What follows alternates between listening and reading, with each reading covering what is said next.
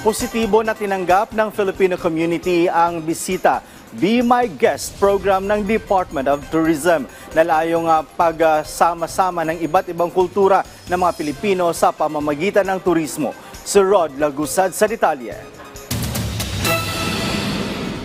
Mismong ang mga Pilipino ang nagsisilbing tourism ambassador ng Pilipinas. Yan ang bentayan ng programang Bisita Be My Guest ng Department of Tourism na isang promotional campaign incentive travel program. Kung saan katuwang dito ng DOT ang mga Pilipino sa bansa, maging ang mga OFW at overseas Filipinos na hikayatin ng kanilang mga kakilala na bisitahin ng Pilipinas. Bahagi ito ng programa ng kagawaran para palakasin pa ang turismo ng bansa.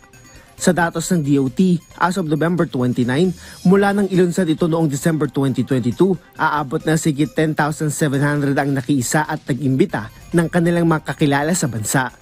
Tinitingnan natin na talaga ang ating mga kapwa Pilipino ay best tourism ambassadors kasi sino pa po ba ang nakakakilala, no, at may alam sa mga kagandahan at ano yung mga magagandang tanawin na pwedeng i-promote, no, sa kanilang mga kakilalang foreigners kundi ang ating kapwa Pilipino rin. Ayon kay Tourism Secretary Cristina Frasco, positibo ang pagtanggap ng mga Filipino community sa programa. To open up the eyes of the world to the many reasons to love our country and to enkindle in the hearts of our fellow Filipinos a reminder that despite all of the challenges that we face, despite the many seasons of life, despite even political issues that surround us, there is one thing that will always unite us.